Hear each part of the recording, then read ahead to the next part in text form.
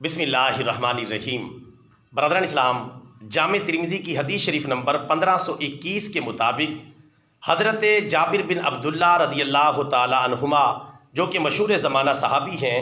وہ روایت کرتے ہیں کہ میں نے پیارے رسول اللہ صلی اللہ علیہ وسلم کے ساتھ ہی نماز عید الاضحیٰ ادا کی۔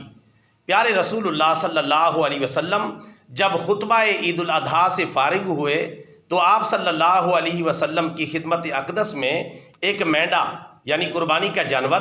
لایا گیا۔ پیارے رسول اللہ صلی اللہ علیہ وسلم نے اس مینڈے کو اپنے دست مبارک سے ذبح فرمایا اور فرمایا بسم اللہ واللہ اکبر، یہ قربانی میری طرف سے ہے اور میری امت کے ان لوگوں کی طرف سے ہے جو قربانی کی طاقت نہیں رکھتے۔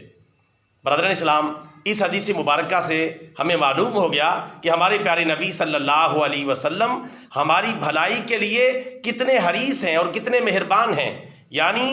اپنی امت کے ان افراد کا بھی لحاظ رکھا کہ جو قیامت تک قربانی کی استطاعت نہیں رکھتے، ان کی طرف سے قربانی کر دی تاکہ وہ دل چھوٹا نہ کریں اور کسی قسم کی پشیمانی اور پریشانی کا شکار نہ ہو کہ جب امیر مسلمان اللہ کے نام پر جانور ذبح کر رہے ہوں تو وہ مسلمان پریشان نہ ہو کہ ہم تو اللہ کے لیے جانور ذبح کر ہی نہیں سکے۔ تو پیارے رسول اللہ صلی اللہ علیہ وسلم نے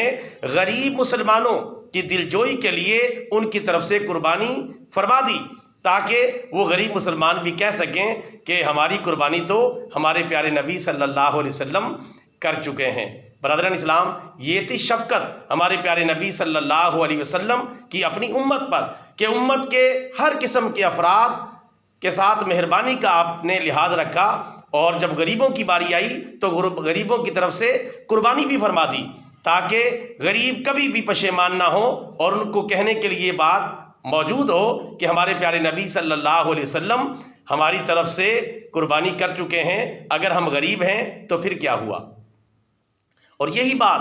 اللہ تبارک و تعالیٰ نے جو پیارے نبی صلی اللہ علیہ وسلم کی شفقت مہربانی کی جو بات ہے اپنی امت کے ساتھ، اسی کو اللہ تبارک و تعالیٰ نے پارہ نمبر 11 سورہ توبہ کی آیت نمبر 128 میں بھی بیان فرمایا ہے، جس میں پیارے نبی صلی اللہ علیہ وسلم کی آمد کا تذکرہ کرتے ہوئے آپ امت سے کتنا پیار کرتے ہیں اس کی بھی ایک جھلک دکھائی ہے۔ چنانچہ اللہ تعالیٰ ارشاد فرماتا ہے لَقَدْ جَاءَكُمْ رَسُولٌ مِّنْ أَنفُسِكُمْ عَزِيزٌ عَلَيْهِ مَا عَنِتُّمْ حَرِيصٌ عَلَيْكُمْ بِالْمُؤْمِنِينَ رَءُوفٌ رَحِيمٌ، تحقیق تمہارے پاس تمہیں میں سے وہ عظیم الشان رسول آ چکا ہے کہ جس کی طبیعت پر تمہارا مشقت میں پڑنا نہایت ہی گراں گزرتا ہے،